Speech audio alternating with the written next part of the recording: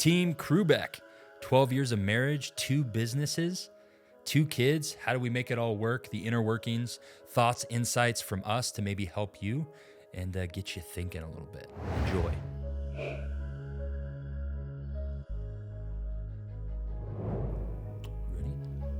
Ready.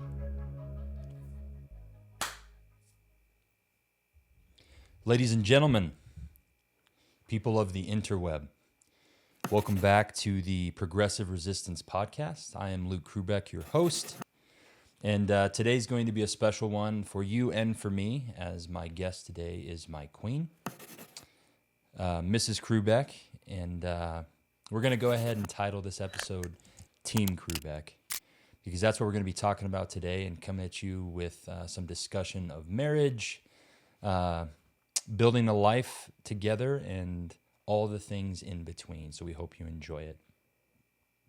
Just a reminder that these podcasts can be found on the Luke Krubeck YouTube channel. They can also be found on Spotify. They can also be found on Apple Podcasts, all the places pretty much. So it just depends on whether or not you want to look at me or just listen to me or do both. So make sure to check those out. Please, as always, like, subscribe, share, and let's get the word out and keep the trend of building the better you. So, without further ado, let's get into this episode 17. Abby, welcome. Thank you. Happy to be here. I feel like maybe it shouldn't have taken 17 episodes before I had you on as my guest, but nevertheless. I feel like we discussed it a lot, but like timing wasn't great. So here we are. This is going to be a lucky one. Is it? Yeah. All right. Lucky 17. This is the one that goes viral? Yeah. Okay. You're welcome. So I'd like to introduce my wife here so that she doesn't have to introduce herself, right? Thank you. My friend Rob Bailey talks about that. He goes, you want people in your circle that like talk you up. You want people that introduce you, and like when someone meets you, you're like, oh, what do you do? You're like, oh, I work in, like for me, like whatever. Oh, I work in fitness. And you want that person to be like, no, hold on. He doesn't just work in fitness. Here's what he did. You know what I mean? Yeah. So I'm going to do that for you. Okay. As my wife and as my queen. So Abby is a fellow entrepreneur also. She's a business owner. She owns Pink Salon. And I believe we've just rounded 15 years on that. Mm-hmm. Is that right? So she's an OG in the business ownership, self-employed world. She is, of course, my wife. We recently just celebrated 12 years of marriage. She is the mother of my children, of which we have 2. And we'll get to talking about them and all of that as well. She is a musician. She's been a musician her entire life, essentially. Her and her sister grew up singing, and that continued into their adult lives. Her and I have had the opportunity to share the stage in different aspects. We've sang for a lot of weddings, different events like that. When my band, Skinny Luke and the Wannabes, when we play and she's there, we usually get her up on stage, and she does a few songs with us as well. So nice to be able to share music with my wife. She is one of the kindest and best people that I've ever met. Part of the reason why I wifed her. And I'm excited for you to get to know her better today through this podcast. And I'm excited to go down the rabbit holes in the various discussions that we're going to have today. So we've been together for 19 years, married for 12. That's worth noting. We have been with each other longer than we have been without each other. And I'm sure we'll get into how we met and all that as well. Did I miss anything?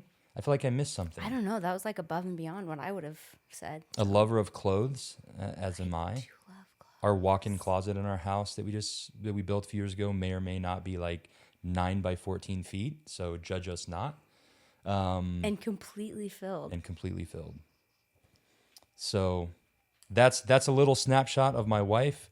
And we're going to get into it here, and you'll learn more about her as we go through this. So, Abby, I've got some notes here to keep me on track, but per usual, we will free flow this as needed. Okay. And if there's something that comes up and you're like, this is burning a hole through me, then let's go there too. Okay. So let's start with the genesis of Team Krubeck. How did we meet? Well, Lucas and I met when I was starting my entrepreneur career at Subway. And I was making sandwiches, and it was a great job because my sister and I, like you said, were singing. And so we traveled a ton. And the people that opened Subway, they had asked us to come help them open it up in Walmart. It was brand new. And they said they'd work around our schedule. So I'm like, sure, I guess if you'll work around all the times that I need to be gone, let's do this. So I was working for like my second or third summer there. And Luke walked in and ordered 2 sandwiches. And I was thinking, man, this guy is super attractive. And I don't really I'm not very open to strangers, and I'm very closed off typically to men, especially that I don't know. So now, hold on. Let me interject here and preface something. She says I was super attractive. I'm pretty sure I was wearing gym shorts, flip-flops, and a Tommy Boy t-shirt. Yes. The movie Tommy Boy, the classic with David Spade. Yeah, but you were so manly. And yes, I did order 2 sandwiches, and I'm like, this is everyone's surprise face when they hear that Luke ordered 2 sub sandwiches. Mind you, one of them was tuna, which is my least favorite food in the whole entire world. I gag every time I scooped that out, but that's okay. But you wouldn't have known. She took that ice cream scoop and she grabbed that tuna out of there and put it on the bread like it was her favorite. So, All right, go ahead. So he goes down the line, check him out, and then I was like, oh man, the line kind of calmed down, and he was eating his sandwich, and I was like, oh man, I got to get a closer look at this guy. So I went out and wiped down the drinking fountain, restocked all the lids and things just to kind of get closer to check him out. So you checked me out, and then I checked him out. Okay. Yes. All right. And he left, and I kind of forgot about him, no offense. But I was in the back prepping, and one of my coworkers was like, you need to get out there. Someone's asking for you. And I'm like, well, that's weird. And only the people that asked for me were usually people I didn't want to talk to. So I kind of peered across the corner, and he was standing there, and he's like, I don't usually do this, but do you want to go on a date with me? Okay, hold on. All right. See, this is the nice thing when you've been together for 19 years, the story, you lose this pieces is my of it. version. This is why we have to tell it together, yeah, right? it's true. Okay. What did you say? So hold on, let's back up. So yes, I was there eating, and by the way, I married my sandwich artist, which is one of my favorite things to say, because that's what they were called. Do y'all remember that? Subway? It's like sandwich artist. This was like back in the day, Subway, where it was like you were a sandwich artist. You weren't just like an employee. You weren't just slinging sandwiches. No. You were a sandwich artist, Mm-hmm. and I married my sandwich artist. Yep. So yeah, the girl was making my sandwich. I was like, she's kind of cute, and honestly, the biggest prerequisite for being a wife is you have to make a decent sandwich, right? So I was Although we don't even eat sandwiches ever. We used to. We did. We used to. And so I was checking boxes. That's what I was doing early on. Because you date who you marry. We're going to talk about that later too. But so I eat my sandwich, and I was actually there with my mother. Some of the backstory is that because my parents had split when I was young, I had ended up living in Utah during the years and spending my summers here in Cody. So I was back for the summer. It was the summer after I had graduated high school. And my mother was in town for a week or something, and I happened to be with her. I was running some errands with her. We were out and about, and she's like, where do you want to eat? Which is, maybe we'll talk about that. That's our least favorite question of what do you want to eat? What should we do for dinner? That's why we're just going to someday have a nanny or a maid or a private chef that just decides that for us. But I was like, I don't know. We have to go to Walmart. Why don't we just eat at the Subway there, right? Little did I know that question, that decision would actually end up shaping the rest of my life. It's also ironic that your mom agreed to that because she literally hates it. It's her least favorite place to go. So it was divine intervention. Divine serendipity, all the things. So we go there, we eat. Again, I think the girl's cute. I know nothing about her other than I like the way she looks, right? Because I don't know her. And we eat, and then we leave, right? And as we're leaving, I was driving the old 1985 Park Avenue Buick, and my mom was riding with me. And I had been back in Cody for a few weeks. And again, she was just in town visiting. And so as we're leaving Walmart or preparing to, she goes, have you seen or met any cute girls since you've been back here? And I said, yeah, the one that just made my sandwich.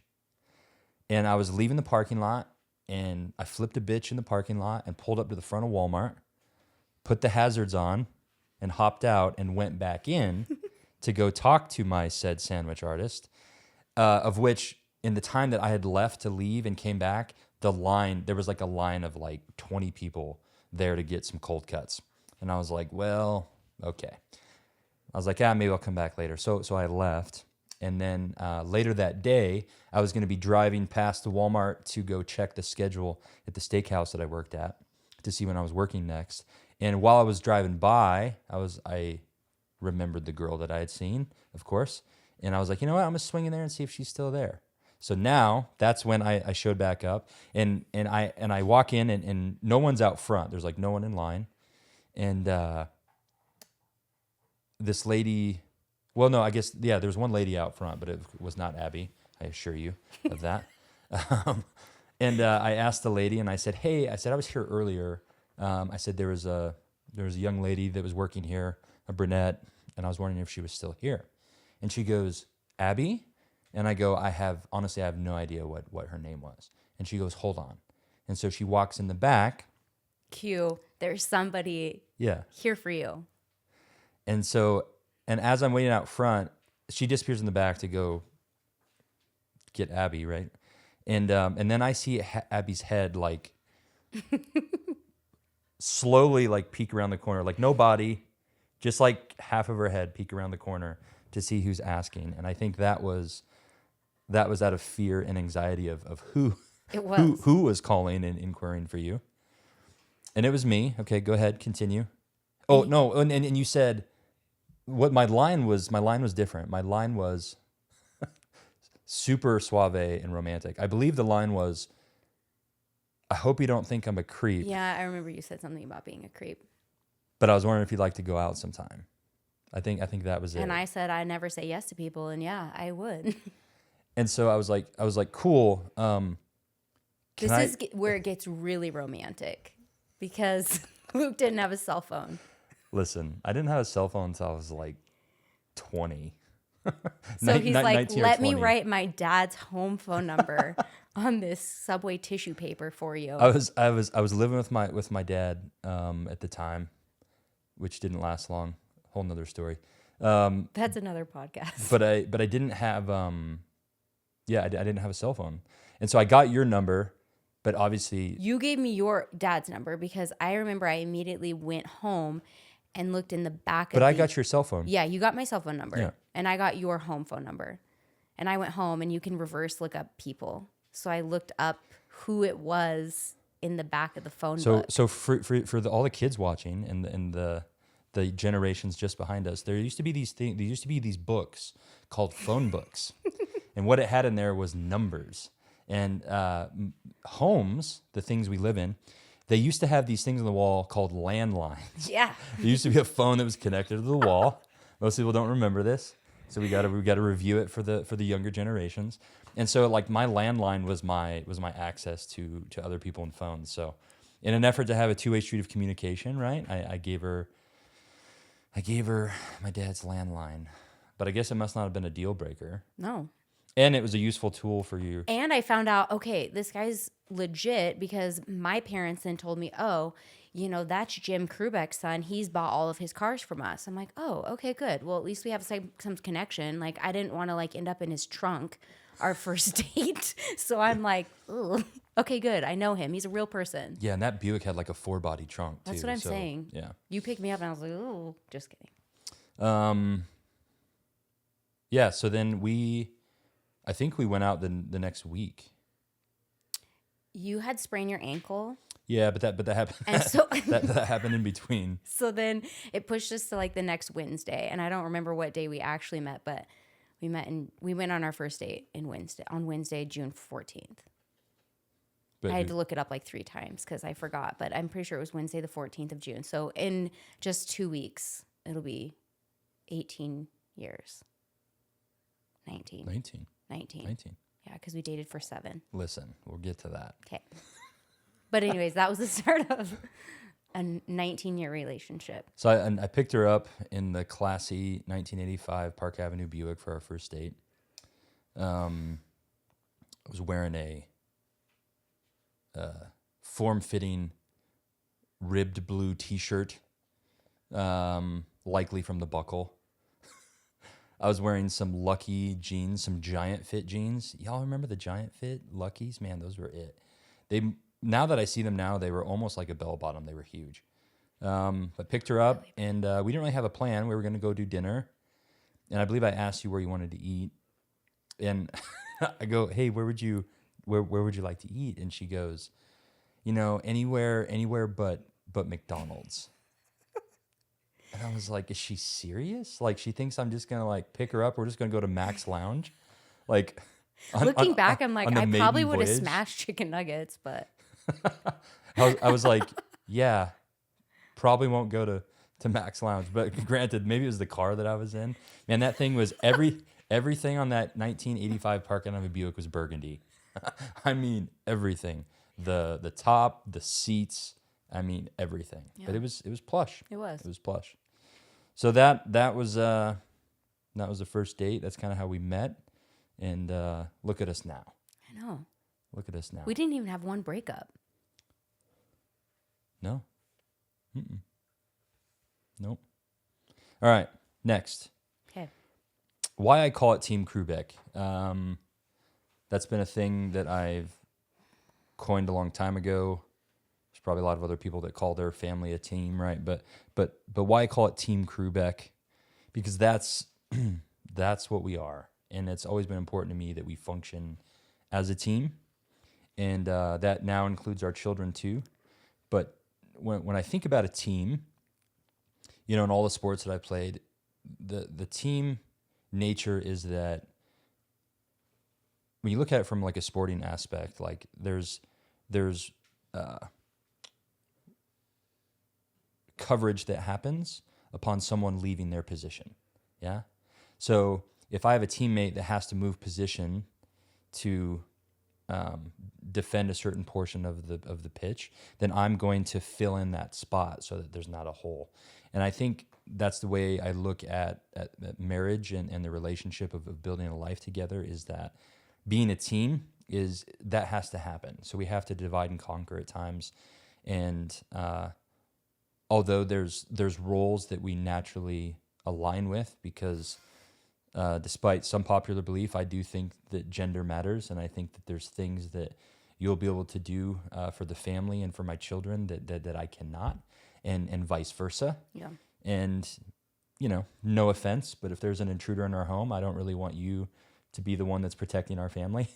Yeah, right? I wouldn't either, to be honest. So there's, I think there's some natural roles that you settle into, but however, we don't have this like thing. I'm like, well, you're my wife, so you better, when I get home, you better be barefoot cooking in the kitchen, and dinner better be ready by this. Yeah. We just don't do that, and we divide and conquer, and we share a lot of domestic things at home and all that kind of stuff. But Team Krubeck has always been important to me, because that's what we are, and that's what I strive to be. We even have some really kick-ass matching lifting belts that say Team Krubeck. We do. So we've been rocking that for a while. Yeah, we have. So Team Krubeck is kind of what we're talking about today: our lives, our marriage, and some of all the things in between. And the first kind of topic I wanted to go into was communication or lack thereof.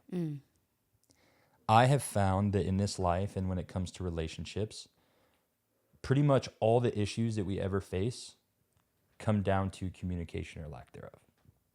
I agree. So what are your thoughts when I bring up general communication?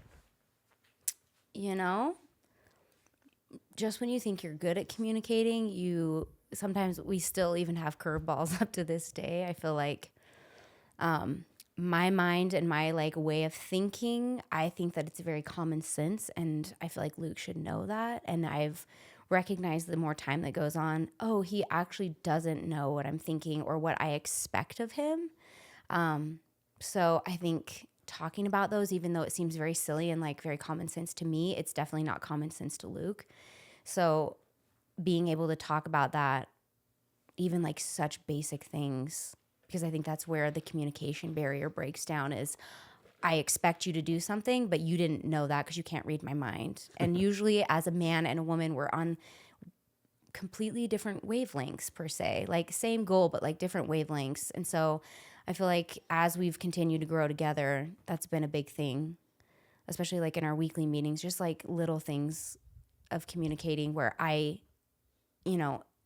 learned, oh, hey, if I ask him to do that, he's willing to do whatever, but like he can't read my mind. And so instead of getting resentful that you're not doing the things that I think you should be doing, it's just way easier to tell you because I know you'd do anything and you'd be willing to do anything. So Yeah, I think there's this thing with communication that, to your point, there's a lot of assuming that happens. Mm-hmm. We all know that phrase, right? What assuming does. Makes an ass out of you and me.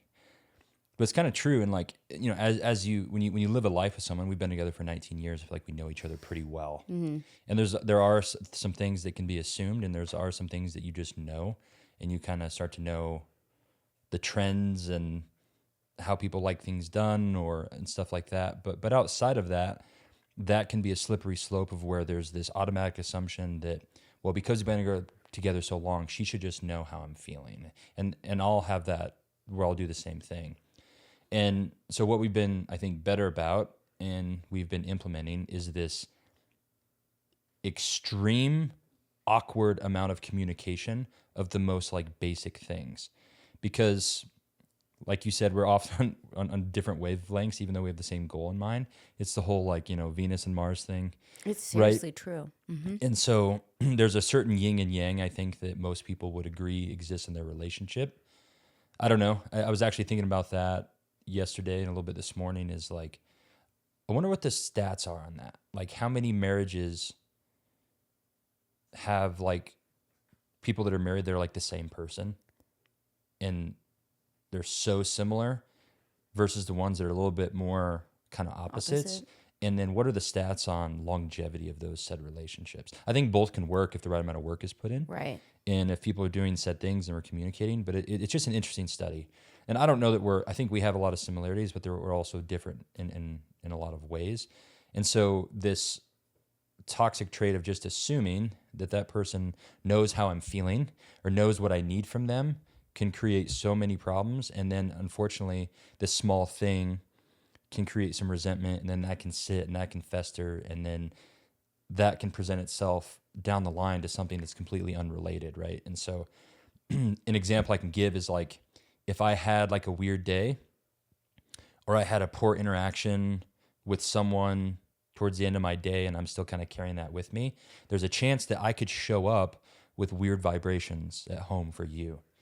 And if I don't communicate that with you, it leaves you in this no man land of like, did I do something? Did I say something wrong? Is he mad at me? Did he just have a bad day? There's all these unknowns. And so when I step into the world that we have together, and if I can just be like, hey, just so you know, I had a really weird day, and it's got me like in some weird vibrations. So I'm just letting you know that's, so if you're picking up on anything, like that's where I'm at. It has nothing to do with you. And I'm just kind of just processing that. Cool. Now all the intrusive thoughts that you might get can completely vanish. Right. And then the other thing that's been helpful for us is learning like kind of how we both exist, right? And I'm more of a talker than you are, I think. He's like the woman in the relationship. Which is really funny because he doesn't look like that. It's too early in the podcast to throw out fighting words like that.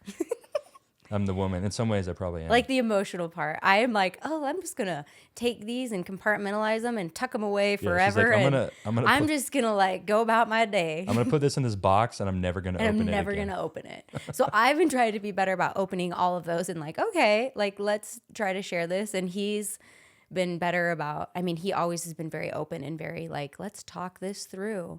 And I'm like, I am been more accepting, I feel like, of, okay, let's talk this through. I'm going to be uncomfortable, but I'll let you work it through. And like me being a fixer, learning how to like let you dump that on me, but not necessarily feeling like I have to fix it. Because that's been our biggest problem is I just try to like fix it, make it better. Like I grew up in a home where like something happened. Instead of sitting in that uncomfortableness, I like to just like, boop, it's done. We're good. Yep. Everything's back to normal. I like the normal homeostasis, peaceful feeling. Like I don't like the chaos. So it's hard for me to like accept he's had a bad day and let him just have a bad day. Like I try to fix it. And so I've been trying to be better about letting you just release that, let it sit, and I don't have to fix it because it's not something that can or will be fixed. Well, and that's exactly where I was going with it. It was this, this communication piece that we're talking about is before sitting down to have intentional communication, I've been, because there's different times, sometimes I'll need different things, right, from you, right? So sometimes like I am looking for some insight. Right. And you've been good about like, hey, and that's, what do you think? So again, that's what I'm driving at is that this communication piece of when we sit down, I'd be like, hey, I need to work through this thing that I'm struggling with or working through on my own. I don't need you to fix it. I just kind of need a soundboard and I need to work through this and just kind of vent and talk to you about it.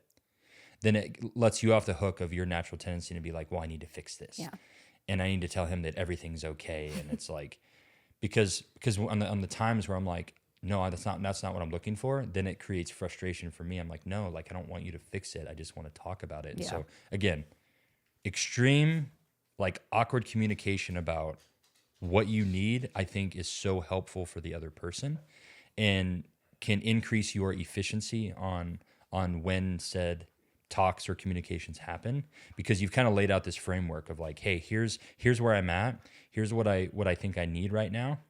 And then it kind of sets the conversation up for I think better success. Yeah. And that's something that we've been doing a lot more of. And I think it's been helpful.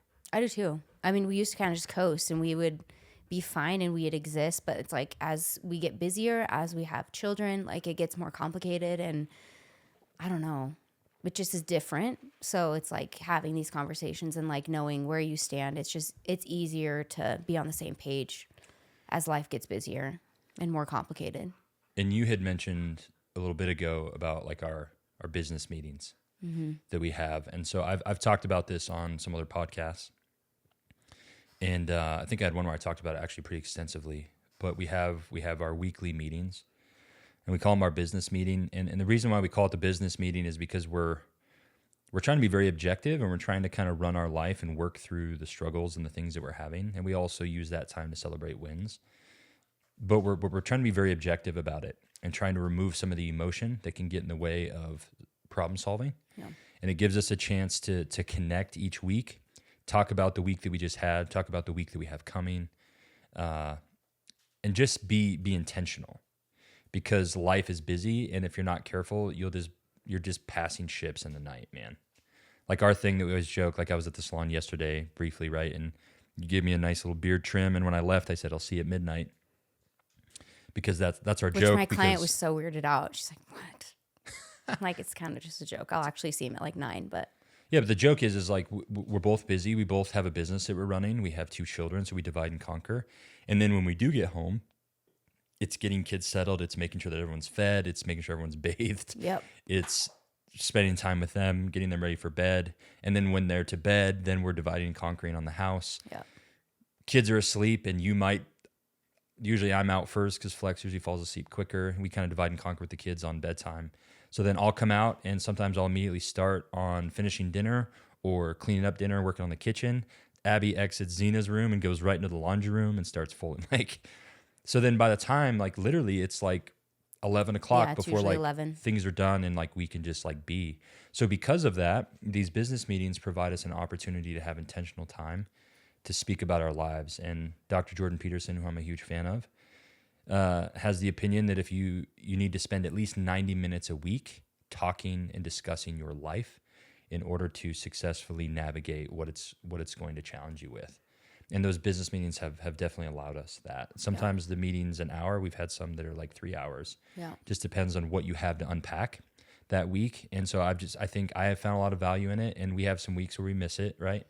But having that in is as a non-negotiable has been helpful. And it also gives a nice space where you can work through maybe little hiccups you had earlier in the week. Yeah. Or there was an exchange that left one party feeling odd, or something that didn't really get discussed, and it's an opportunity to kind of go through that, make sure it's solved, make sure that, again, the communication is there. And then not just talking about your lives, but also like what are the associated action items, right? Yeah. Because we take our turn sharing, and one of the things we talk about is kind of our wins and losses, and also establishing like what are the action items according to that win to help me lean into that and keep that going. What's the action item for the loss to make that correction? And it's just been a nice way for us to, again, stabilize Get a little our life roadmap and the chaos that we kind of exist in. Yeah. You know? So that's what Abby was talking about with the business meeting. Again, I think I've talked about it before on the podcast, but it's been super valuable. And I encourage anybody here with your significant other to establish like a very intentional time for you to sit and be present with one another and speak about your lives. I mean, I talk to a lot of people about relationships. I mean, that's basically my whole life is people just telling me about their relationships. And so it's like all these marriages or relationships that have failed, it's never just like this one big thing. Even if it's like somebody cheated on somebody, it's like, okay, but what led you to that? And it's always like these stupid little things that just build and build and build. And so it's like, that's a good time for us as well to like go over the little things. Like, I mean, something super silly. Like one time you're like, I hate that you don't lock your car. I don't care about locking my car. Like if someone really wants to drive it off, by all means, like cool. Like there's diapers in it and dirty food on the floor. But like that really bothered Luke. But that's an easy solution for me to be like, okay, I'll lock my car. So I've been like 90% better about locking my car because I just think, hey, this is something that bugs Luke. I'm going to lock my car. You know, and it's like, hey, Luke, I absolutely hate it when you go to bed and you don't tell me goodnight. Like, I'm just doing my thing and you're just like all of a sudden asleep. That annoys me. Like, are you mad at me? What are you doing? It's weird. So, like, now he awkwardly comes to me every time if I'm doing my puzzle or I'm like watching a show. He's like, I'm going to go to bed. That's all I need. Because guess what? I'll shut down too and I'll come to bed. But like before, I'm like, oh, how long has he been sleeping? What a weirdo. Like, I would have gone to bed with you. Like, so like little things like that where I'm like, you don't have to be angry at your partner for some stupid little thing that's going to be 10 years down the road. It's because of those 10 little things that you went and cheated on him because you were so annoyed, you know? So it's like, it sounds silly, but it's like, okay, that bugs him. I can change that. That's an easy fix for me because I don't really care, but he does. It's just communication. It just always kind of boils down to that. It's very interesting. So like learning how to communicate, I think is the other thing. Learning what your partner's like love languages are and things like that is helpful. There's lots of books and talks and podcasts about all that kind of stuff. But man, learn to open your mouth, learn to communicate. And I think the biggest piece of communication that's often missed, it's not the talking, it's the ability to listen. Yeah. Which that's every relationship, whether it's your spouse or a friend or... Right. The ability to actively listen. And my favorite definition of that is sitting with the person as if they know something you don't. And we're busy. Life's a million miles a minute, I think, for a lot of people. So I guess I appreciate the opportunity to slow down. And I just think that anytime we're looking for answers, the ability to slow down and listen, I think from a divine communication piece is very important. Any guidance that we get from deity doesn't usually come in a huge flashbang and in a lightning and thunderstorm. It comes in that still small voice. And so being able to be quiet, whether it's with your partner that you're communicating with or just anywhere in life where you're trying to listen for what's next, what the answers are, the opportunity to be quiet and to be still in that moment, I think is helpful and important. But yeah, communication is key. So I want to make sure that we touched on that. So dual entrepreneurship. I get some questions sometimes of like what is that like? And it's interesting to feel questions like that sometimes because I'm like, well, I don't know. It's just always been kind of. Yeah. Well, I mean, so Abby, I got to give credit where credit's due. Abby was the entrepreneur before I was. Upon getting done with cosmetology school, you're like, I mean, was there ever a thought where you're like, I think I might just booth rent somewhere? No. Yeah. I was like, hey, should I open a school or should I go open a salon? Upon leaving school, those were the options. Should I I mean, go open big or my go own home. school? Should I open a hair school? Because I really love teaching. But honestly, the biggest factor of that is I just put in all the work to do hair school. And then I was like, oh, I got to do 500 more hours to shadow somebody to get my instructor's license. And the school I was at, where I was already established, they wouldn't allow me to do that. And so I was like, well, guess it's a salon. Like, it kind of just like forced me into that sooner. So I don't know. I just thought I came from a family that was super entrepreneurial too. And they just, we're messy action people. It's like, you have an idea, let's freaking do it, which is funny because it's not you, but like it's kind of morphed into you. And it's just, I'm like, okay, well, am I going to booth rent somewhere and pay someone X amount and I don't know anybody, or should I just pay a little bit more, start my own thing and have people pay me? Like, to me, I was like, well, that's a no-brainer. I mean, worst case scenario, I fail, but I don't have anything to start with anyways. So I'll just be right where I'm at if I fail. Yeah. To Abby's point, when our lives came together, that's where extreme messy action and paralysis by analysis met together. Like, Luke was like, hey, I think I want to buy these shoes. And we would sit in the mall for 4 hours debating between two colorways of the exact same shoe. And I'm like, listen, oh, all my sneakerheads, you know like, that you know the struggle. Like, buy the shoe. But like now Luke's like, yeah, I just bought 10 pairs actually because I couldn't decide in 5 seconds. So like he definitely has overcome that. Yeah, I'm like, oh, you can't decide? Let's get both. Let's get all of them. But before, like, he was very much, I mean, and that's, I feel like, another thing where we dated for 7 years. Like, I knew that about Luke. I knew, like, it took him a long time to get to said decision. But once Luke makes said decision, that's it. Like, that's what he's going for. So, like, it kind of, but like, as we've been together for 19 years, like, that's gotten better and better and faster. Like, I'm proud of him because it's like really morphed, and he's been able to help me because I'm like too much of a messy action where like it's too messy. Like, I'm like, oh, we want a house. I'm already looking at land and I want to buy it tomorrow. And he's like, listen, lady, chill out. So it's like, it's been a nice balance. Yeah. I think each one has brought in some, said balance to the other. And so, even for me still, like I've got a whiteboard in my office that's helps me keep track of a lot of what I have going on at the gym, but I've got some reminders on there, and I've got this 3-line message to myself that says, make decisions faster, dream bigger, don't waste heartbeats. And so like even now I still need that reminder, just like make decisions faster, because the right amount of messy action has to be there, and it's a huge part of the success of building anything. Yeah. Of anything. Like at some point, you just have to start moving. Yeah. Now, it's important to have a plan. It's important to reverse engineer, but there's going to inevitably always be a lot of unknowns. And so the right amount of messy action has to be there. And so, yeah, I mean, that's been that's been a huge thing that choosing you as my spouse and having you in my life has helped me with, is this opportunity to just like, yeah, we'll figure it out, and in being around that for so long, right, it slowly gets integrated into me, and it's something that you adopt. And then I think the vice versa, right, slowing down and having a little bit more of a plan, because we're like, oh, messy action is rad, but if we have a little bit of a plan, we could take this 10-hour job and turn it into a 5-hour job. Because I mean, it's even with the gym. I'm like, just open a gym. Just like do. We only have like 10 pieces of equipment. Just open it up. Start small. We'll move bigger. Like, I'm like, just get it done. Yep. Yeah, that's probably that's probably a great example. And talking about the entrepreneurship piece, dual entrepreneurship. Abby started first, and I knew that I wanted a gym since I was 13, and so you knew that was a goal for me and a dream. But there wasn't a lot of action towards it for a lot of years. And I give a lot of credit where credit's due to Abby for being the big push for me, like getting started on that. We tried to buy a gym here in town 3 times, and each time it didn't work out, felt like it was frustrating. It felt like a failure. It felt like all these things.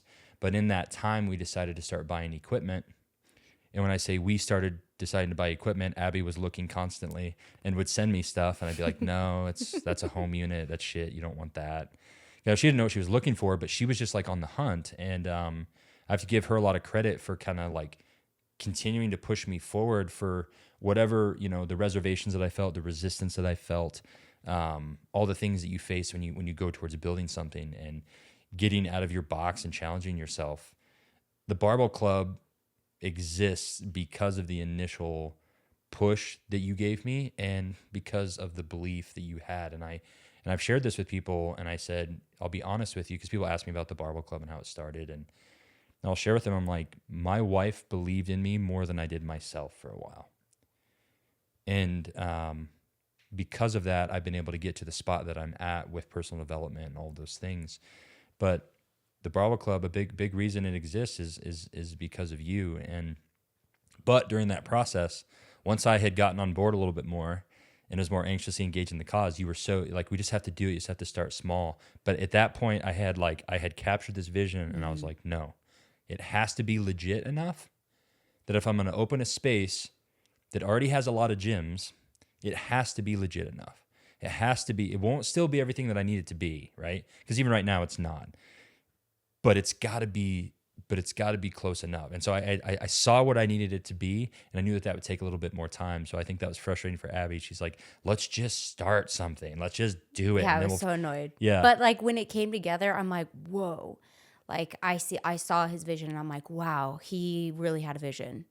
But it's like it just took you to get there. Yeah, so it's balancing that, like, of knowing it's going to take time, being patient, maybe applying some delayed gratification, but also relentlessly working towards it. I mean, we bought equipment for almost a decade before we opened, and and a lot of those purchases were, especially the first initial ones, was Abby hunting and looking. And in fact, for my birthday, present one year, the dumbbells that are in the gym, or a portion of them, all the heavy ones, all the iron grips that are like 100 to 150, all those dumbbells, Abby purchased for me for my birthday.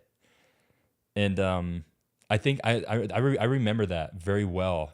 And I remember feeling very odd about it, where like you just did it. And I was kind of taken back. I wasn't irritated, but it felt weird. And what it was, because I can process it now looking back, right?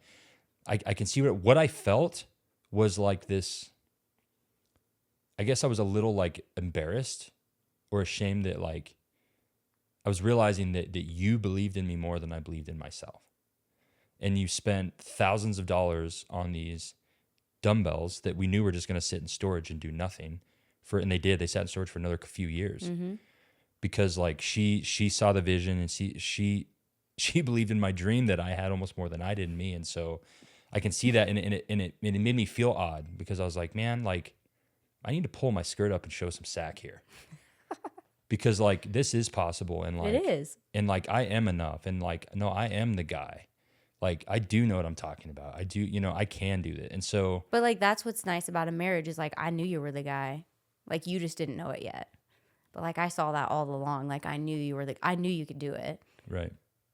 So I just think I've talked about in this podcast a lot that vulnerability is not a negative attribute, depending on what context we're talking about it, but it's, having taken the extreme ownership of realizing like, what are the things that I'm doing, what are the things that I'm not doing that are getting in the way of me being who I need to be. And, have a partner that challenges you, that believes in you, can do wonders and can really help you build some really rad shit. And that's going to ebb and flow, right? Yeah. There's going to be times where I have to be the anchor, and I have to be the support, and I have to help push that. And so it's that ebb and flow. And so looking back at that, it's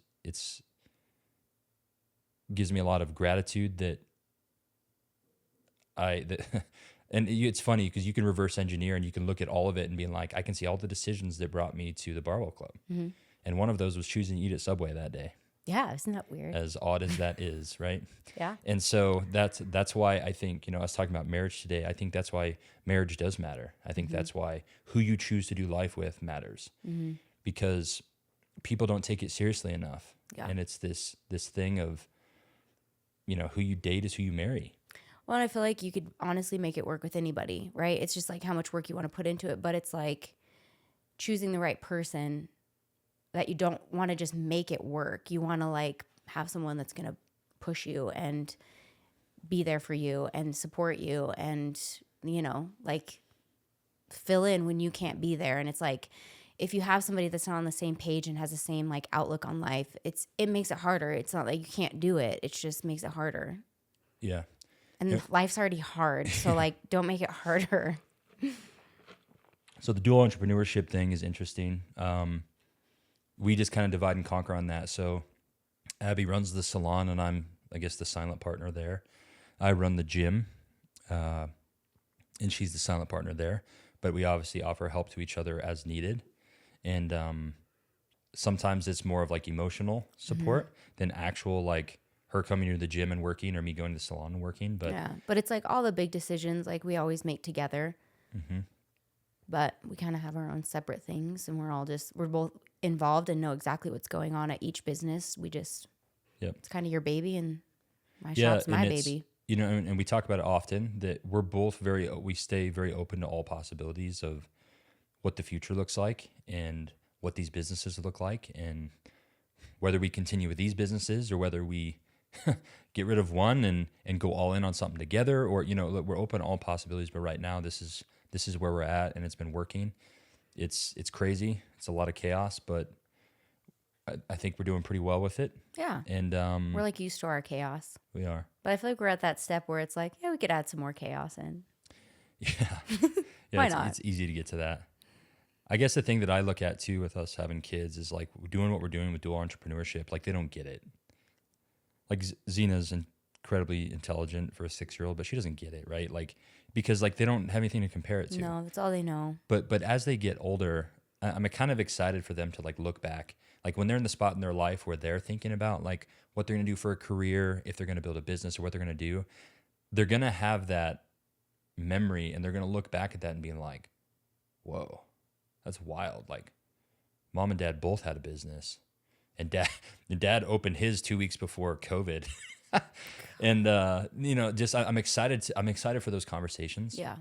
To like chat with them through that and for them to like realize maybe the weight of like what was going on around them while we still and it's cool invested into them and raised them. Yeah.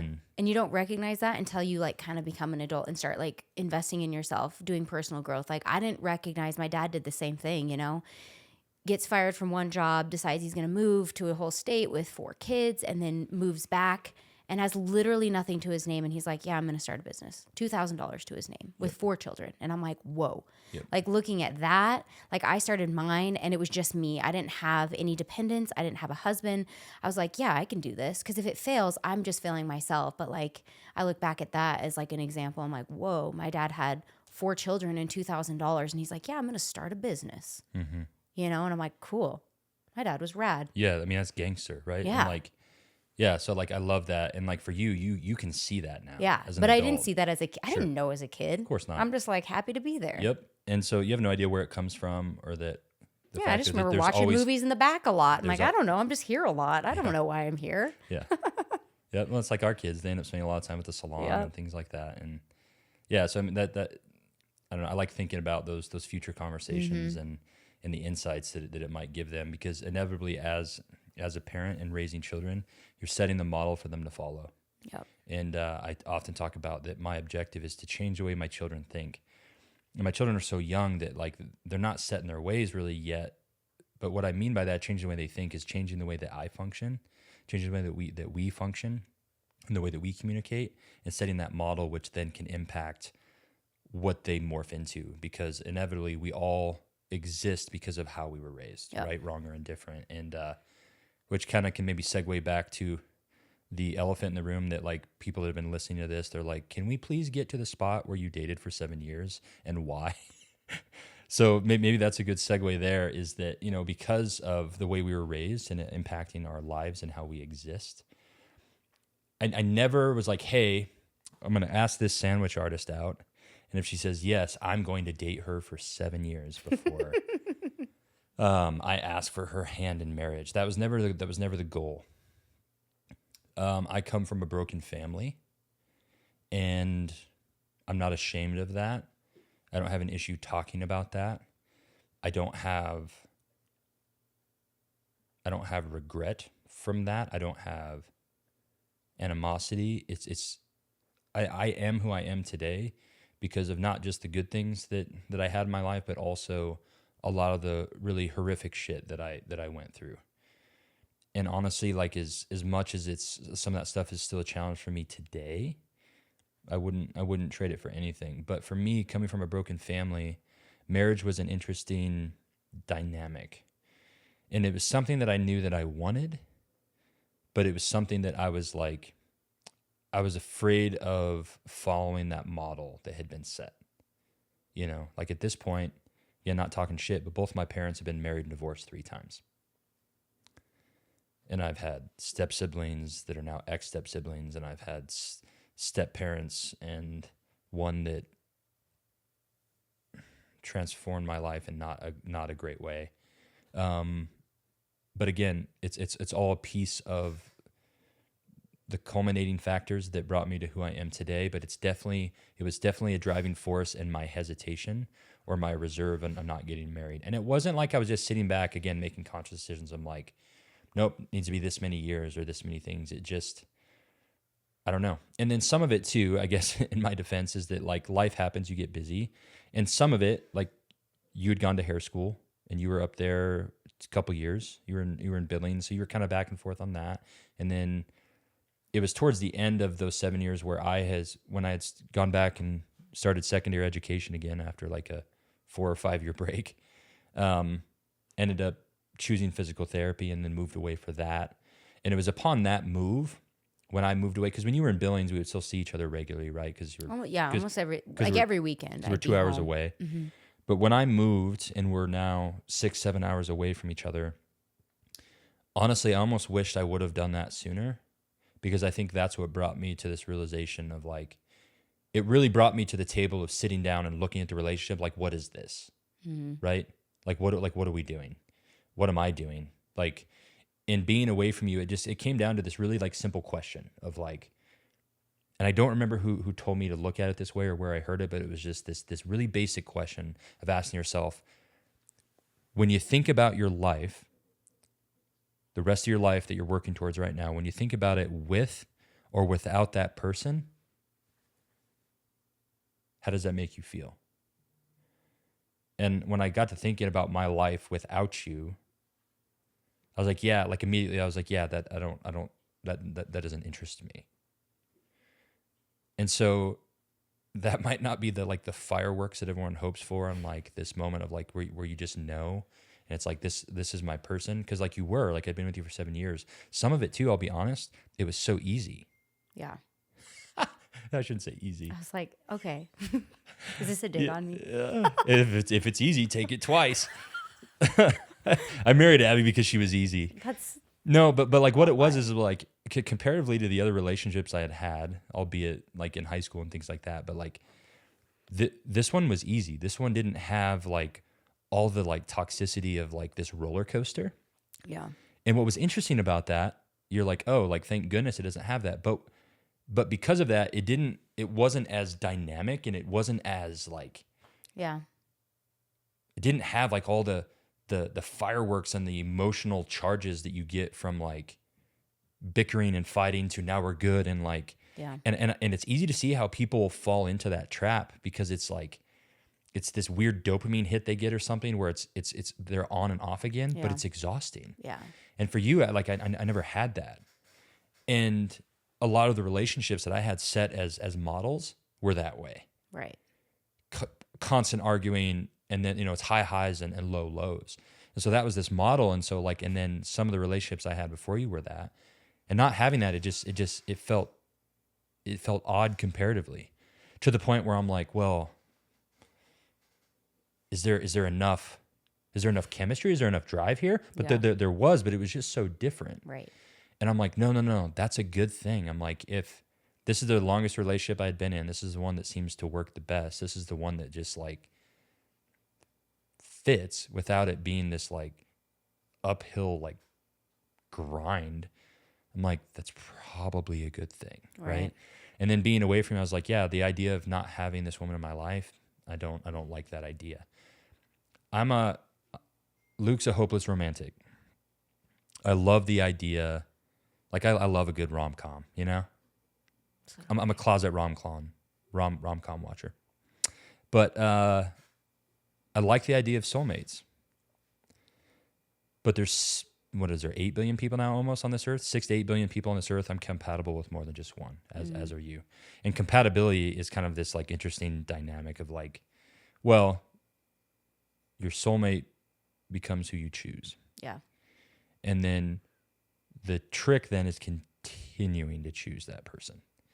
And that's where the challenge that people start facing in long-term relationships is this ability to continue choosing said person and letting them be your soulmate because you chose them and you choose them again and again. And so the 7-year dating thing, that's kind of what brought us to that. Is I had this model to follow that gave me reservations about it because if I did get married, I was hoping to do it once and one time only. And fear of failure, fear of falling in that trap, or fear of not making the right decision. Yeah. Right? Paralysis by analysis. I'm like, well, how do you know? How do you know that it's the person? How do you know it's the right decision when there's so many people out there and I've met so little of them? There's all these questions, but at some point, like, you just move. There's a little bit of messy action, I think, that goes into choosing your spouse too. But for me, I knew that you had been in my life long enough, and I didn't enjoy the idea of thinking about you not being in my life. And so moving away, it prompted me, and I was like, yeah. It's so funny because for me, 7 years is a long time. Yes, it is. And I did not come from a broken family. Right. But it's like I met you and I wasn't even done with high school. So like the first few years I was completely fine with. And I honestly didn't really have a problem with not getting married until about year 6. And then I'm like, okay, like I am ready to move on, but I don't want to let go of you. So it was a really odd thing for me because I'm like, I know he's my person, but I don't know how to make you see that I'm your person. So like in my mind, I had this great idea. I had a whole plan, and he just got accepted into PTA school and he was moving to Cheyenne. And I'm like, okay, well, I have this business. I can't go anywhere. I'm stuck here. But you know what? When he moves, I'm like, he's moving in January. In March, I'm gonna end it because I'm like, January comes, I don't want to leave him high and dry when he's just moved away. He's gonna need me as a lifeline. Like I'm the constant in his life. So I'm like, okay, here's my plan. I laid it out all in my head. I'm like, January he moves, I'm gonna be with him for these next 2 months, and in March I'm gonna break up with him. And it's gonna be really hard. Like I already had it in my brain. I'm like, I don't want to do this, but like I need to have I don't remember what I said. Either 3 months or like 6 weeks, but there's going to be a time where I'm going to break up with him and I'm not going to talk to him at all. I'm going to cut myself out because I'm like, I want him to truly feel me not there. So that was my plan.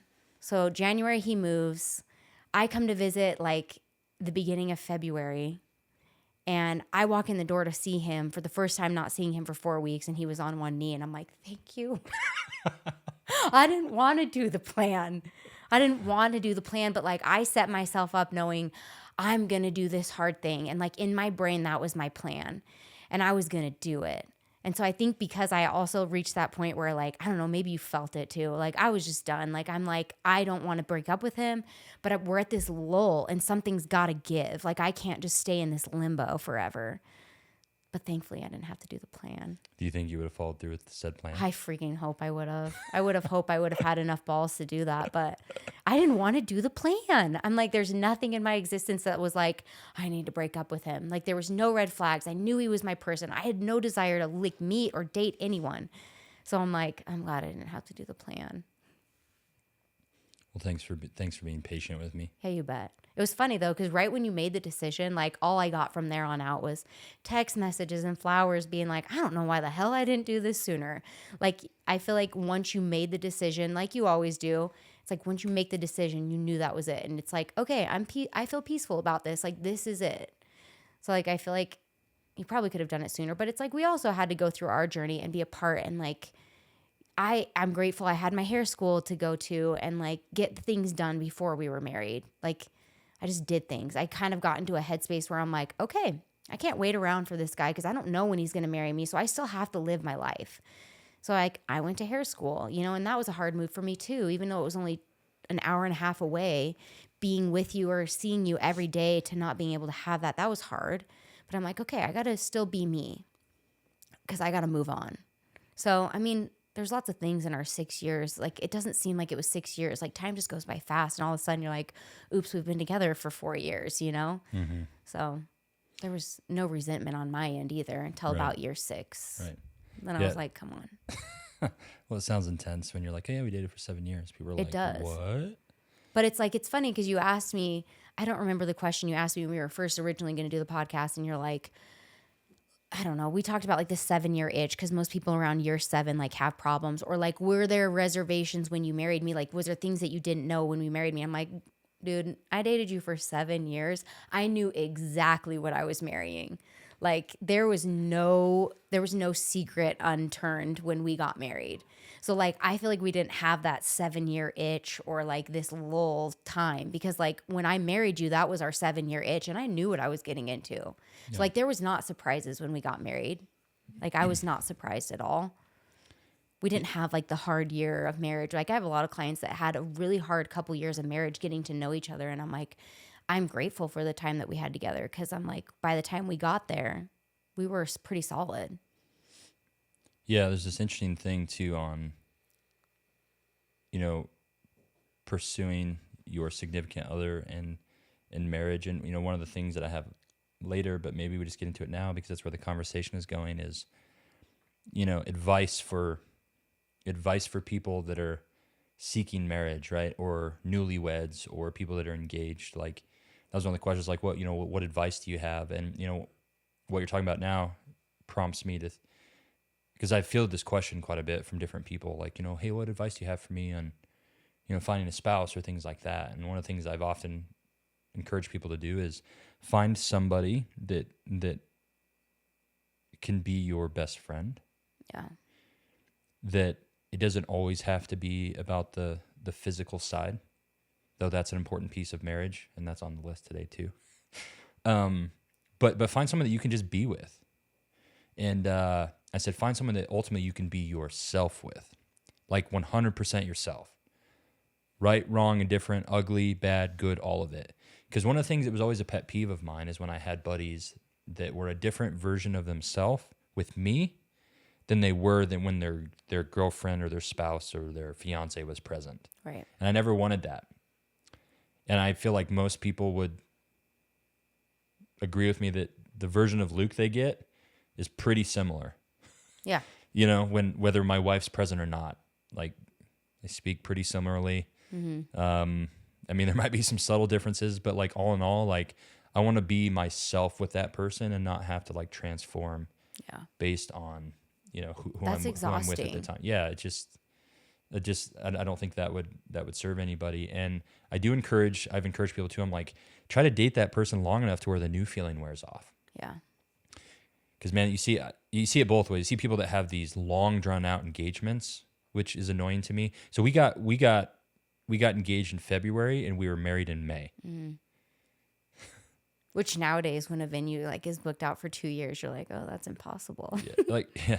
So it's like, you know, so like we had a 3-month engagement. Yes, granted, we were together for a long time. But one of the things that I'm very grateful that we never did is that we never lived together. Mm-hmm. And I encourage a lot of people. I'm like, hey, if you're gonna get married to someone, I'm like, hold off on like moving in together, because then for me, I'm like, what's left? Yeah. Right. Like, so like, what's left? Like what changed? Because for me, I'm like, we'd been together 7 years, so let's be honest, we knew each other in several ways, biblically and other ways, but it's like we already knew each other, right, very well. So then like, what's left? Like, and so that was cool for me that even though we had been together for 7 years, we get married, and then we have this new venture, which is like morphing our lives. Yeah. Because we'd never lived together. So we get to combine that. And that's a cool piece of that developmental process of building out Team Krubeck. Where if you live together, you're dating and you move in together, and then you get engaged, and then you have this long engagement and you get married. I'm like, it's just like, none of them are really big blips on the radar. None of them are really like, I mean, how special could that have felt, I guess? I don't know. Right. And like, again, I'm not talking shit, but it's like, for me, that's just my perspective, some of my thoughts. But I'm very glad we never lived together so that we had that to add in as this new piece of the puzzle. Well, it just makes it feel special. It's like something will change after we get married. Yeah, there's outside of just this piece of paper, right? Yeah. Like something will change, and it feels like we're morphing and bringing this life together. So that was something I was grateful for. What advice would you share with people? And maybe you've gotten this question with people sitting in your chair, but what advice do you have for people looking for a spouse, people that are engaged or newlyweds? What advices would you have? I mean, same as what you were touched on. Like go through a whole season with them. Go through all the things. Take a road trip with them. Like do things that are freaking. You want to know what you should do is order a piece of IKEA furniture and put it together with each other. Like that will determine if you will survive or not. Yeah, and we're not talking about like an end table. I mean, like get a piece of furniture, like a huge entertainment center that's got like 30 pieces. Oh and if you're still in a relationship, in fact, we you want to know what? Building a house with you 2 times was easy. Building a TV entertainment center was not easy. It's funny. And after we got it done and I posted a picture of it, I was like, still married. Like, honestly, building a whole home was easier, and making decisions that way was easier than building the furniture. But like, no, seriously, do things together that are stressful. Like, see how he or she reacts. Like, because that's going to heighten and that's going to get worse. That like bring out the worst versions of each other so you freaking know what you're getting into. Like, I'm going to start a new business, and it's going to be marriage counseling, couples counseling. And they're going to show up to the counseling session, and there's just a box of IKEA furniture that they have to assemble with no power tools. You want to know what's funny, though? Because I was really proud of us because we did that. And so now going forward, when we've done more projects like that, honestly, I've just done them myself. But when we do have the times where we do them together again, I already know how he's going to act. So like, I already know, I anticipate what you're going to do and what you're going to say. So like, I change how I would do that on my own when I'm with you. So I'm like, okay, I can learn from this. I wanted to murder you the first time. And I'm like, and I'm sure vice versa. Cause like, again, messy action. Let me read all of these. I'm like, bitch, just put it together. Like, so anyways, go through hard things together. Like, see how one reacts and see if like, because it's okay. Everyone has bad days. Everyone has bad reactions. Everyone has their weak spots. But it's like, figure out, can you deal with that? Can you live with that? Can you help like each other in those moments? Like, I know what triggers me, and Luke knows what triggers me. And like, honestly, I've lessened my triggers because I know that they exist now, and we talk about them all the time.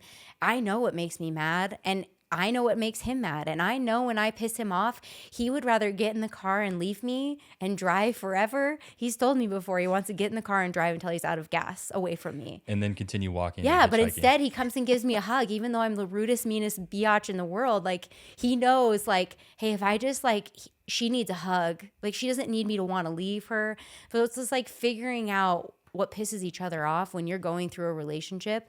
And it's like, marry people you want to date. You know, my youngest sister just went through a whole thing where she knew she didn't want to marry this man. And I'm like, then why are you with him? Why are you spending your energy into somebody that, like, you know that you don't want that to be the father of your children or the person that you see yourself in 50 years with? Like, who you hang out with and who you're around matters. Yeah. Don't surround yourself and be with people that are going to suck energy from you and like not push you and help you and raise you up and support you. So it's like, you marry who you date. Be around people that are like going to lift you up. Yeah. And I think the sooner that people can come to that realization, especially, you know, the younger generation that's in late teens or early 20s and they're just out having a good time, living their best life. But I'm like, listen, like, in preparation for your future, if marriage is on your radar, then you need to start being choosy on who you date, because you date who you marry. Mm-hmm. And And I think that's important. And to your point of like, I've always wanted to be like, I want to be with someone that challenges me and that helps me. And, my discussion of pursuing, my dream of, opening a gym and working in the fitness space and different avenues that way. And you pushing me to do that was huge. And I also think it's helpful, but, you don't need to marry the female or male version of yourself. That's not what I'm saying here next, but I do think you need to have some foundational things that you're locked in on. Right. And I think that I encourage a lot of people. Obviously, there's examples where it works without that. I think it feels like maybe a steeper uphill climb than it needs to be. But if you can be with someone that aligns with you spiritually or religiously, that you have similar beliefs on that, I think that's helpful. And then I think secondary to that often will land on some of the simple logistics of maybe, for lack of better terminology, just politics. Yeah. Of some of like the basic policies that would actually end up like governing your life. And if you can have some agreement on the spiritual, religious, and political side, again, you don't have to agree on everything, but I think if you can have that, it helps give you better tools to build foundational properties to then build on, especially when it comes to procreating and raising kids, because a lot of the decisions you make for that new tiny human will be based on those things. Mm-hmm. And so I think if you can establish those and communicate those early on in the relationship, because if like you're dating, like to your point of your youngest sister, right? Like she has this intense relationship with, her Savior Jesus Christ, and this guy that she's dating is an atheist. I'm like, at some point, like, I don't understand how that will ever work. Right. And this idea that like, oh no, I'm going to change that person to line up with me. Well, and just like separating yourself emotionally from them. Like you can't, if that's a hard no for you, like don't even let yourself be invested in that, And it's like, honestly, this is what everybody should do because it worked for me. Oh boy. You need to get a piece of paper out and you need to literally write the man of your dreams out or the woman of your dreams. Like write it out. Write every detail that you can think of at the time, which this was my like 15-year-old self. So like details were very different than what I would do now. But like everything I wrote on that freaking list, Luke is that. Like he came into my life and I opened up that little time capsule and I'm like, holy crap. Like just manifesting the person that you want, like it's like everything that you put out into the universe will come back. And it's like, I swear, if you just write down people that you want and like the vision of the man that you see, they might not line up exactly, but like, I feel like if you just manifest, like, this is the person I want to be with, this is who I'm looking for, those are the things that you're going to be, will attract you, I feel like I truly believe that. Abby's list was, I want someone that has paralysis by analysis, early male pattern baldness. I would love to date for 7 years. Yeah. I want to prolong this as long as possible. It all came true. What was on the list? I said, this was 15-year-old Abby, okay? I'm pretty sure I even spelled college wrong, so. Okay. But like, I wanted someone that was strong build, like a big old guy. I was very into the physical looks. I wanted a big guy, right? So when I saw him in Subway, I'm like, ooh, big guy. I wanted somebody with beautiful hands, which sounds really stupid, but like hands are important to me. If you have really not good hands, like I don't want you to touch me with said hands. And Luke has beautiful hands. I wanted somebody that was a musician. And first date we went on, he sang to the radio and he was on pitch and he played me a guitar. And I was like, dang. Okay, check. Of course, I pulled out the 6-string on the first date. He did. Come on. And then I remember literally like showing you off to all my friends. I'm like, can you play this song for them? Like, I would introduce you, be like, now can you play a song? I was like a circus. I was a circus bear. Yeah, I had to have a musician. I had to have a man of God, and it's just like everything that I had manifested. 15-year-old Abby, like, I didn't open that thing till I was like 19 or 20. We'd already been dating for like 2 years, and I was like, whoa, this is literally him. But it's like in my mind, I knew the kind of guy I wanted to be with. So it's like when I would date other people, if they didn't match that said guy that I came up with in my brain, and I knew like nothing, all of it wouldn't line up, but like, I'm not kidding, all of it lined up. So it's like, write it out there, put it out in the universe, write down what you really want and what you don't want. And like figure out your non-negotiables or your hard nose on like what you want to date and because who you date's who you're going to marry. Mm-hmm.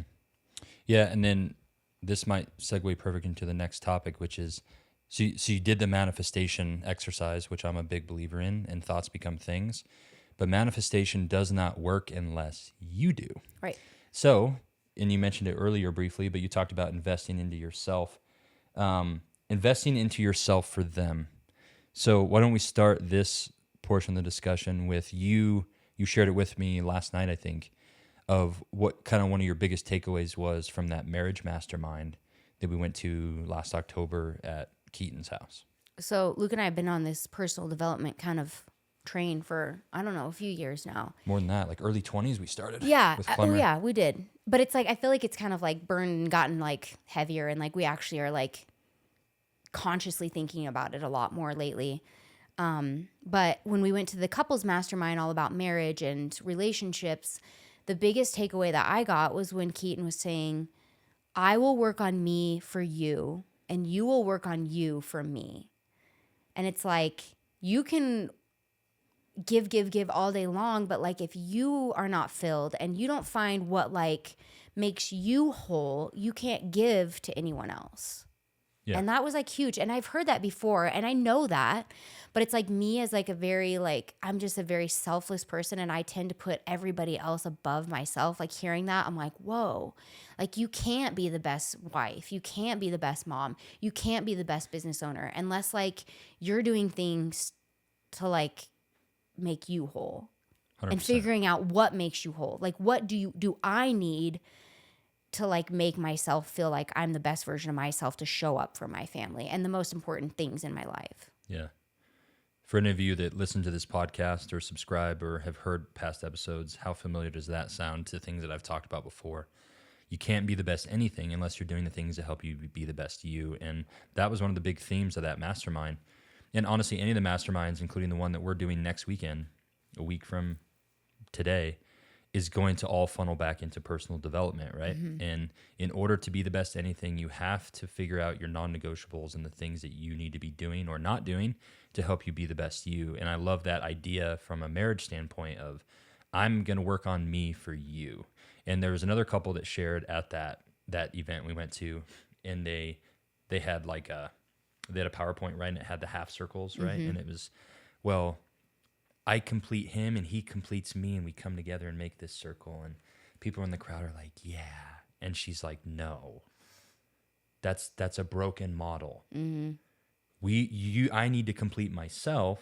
You need to complete yourself. And then we come together. What's cool about that visually is then you start creating that infinity sign, right? And the opportunities I think are more endless there. And this understanding that if I complete me, and then go in 110% for you without this idea of reciprocity. Because that's what the completion thing of you being half and me being half, I think it prompts keeping score, which is a problem. Well, I will do X if you do Y. Right. Or instead of like, no, I'm going to do X and Y without any expectation of what this reciprocity looks like. And if you're doing the same, like what a magical place to exist. And so what does it mean to invest into yourself? Because it's something that I think is obtuse for some people. And, you know, I see it on a lot of the Q&As that a lot of these mentors that I have or people that I look up to in the personal development space where they'll do a Q&A on Instagram and someone will ask the question, if you had 15 grand to invest, because most of them are businessmen too, right? Where would you invest it? And they'll say, into myself. Huh? Like, what's that mean? So what does it mean to invest in yourself? Well, we're talking about these masterminds. We're putting on one. And we've been going to them from different companies and different versions since our early 20s. And they cost money, right? Travel, lodging, your ticket to be there, or your enrollment fee or whatever it is, your tuition for the event. It costs money, and it costs time, and it costs energy. And I've not regretted a single dollar that I've ever spent on it. Well, I think the monetary side of it, like everything that we've invested in, we've gotten tenfold back. Yeah. Because just changing our mindset or taking a couple things, you're like, cool. Well, and I think the thing that I love the most about it and why I encourage a lot of people, you know, I've been talking to people about coming to this event that we're doing, and I'm like, come with your spouse. Come with your significant other, because it's valuable, because it's going to help you continue to speak the same language. Because if you're the only one investing into personal development, you're going to start feeling this divide And you from do. your partner. And we've seen it Yeah. with couples, right? Where you're not speaking the same language anymore because you're not both anxiously engaged in the cause of building the better you, as I say. Well, it feels like one party that's not investing, they end up getting resentful, you know, because said partner is over here like crushing it and like killing it. And it's like, you don't want to be dragging someone behind you doing that. You want someone to be pulling the wagon with you. Yeah. And I'm on the list here that I made of on this topic of investing in yourself, one of the first things I had to, because it's a pretty easy, low hanging fruit, is fitness. And so fitness is a wonderful place to start. And I have the unique opportunity at the Barbell Club to watch this happen. I get to watch people come and see me for fitness goals and then watch it infiltrate in a positive way their marriage, right? And their sex life improves and all these other things that happen because they started lifting weights and they start doing these other things, right? And so that's a form of investment in the self. So for fitness, when you met me, fitness was a huge part of my life, not as much in yours.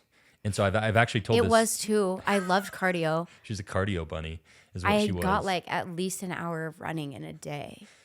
So Abby comes into my life, and strength training in the gym was already a fixture. It had been established in my life for several years already. Honestly, more so than it is now in some ways, time wise. Well, and time wise, because I had the time, Yeah. right? Now, I train 3 days a week now, 4 if I'm lucky, and the time stamps are even tighter because of kids and other things, but it's still a non-negotiable for me. Yeah. But then I was probably training like 5 days a week, 2-hour workouts, and I loved it, but it was also my safe place. It had become my version of Prozac and therapy. It was so much for me, but Abby didn't realize that at the time.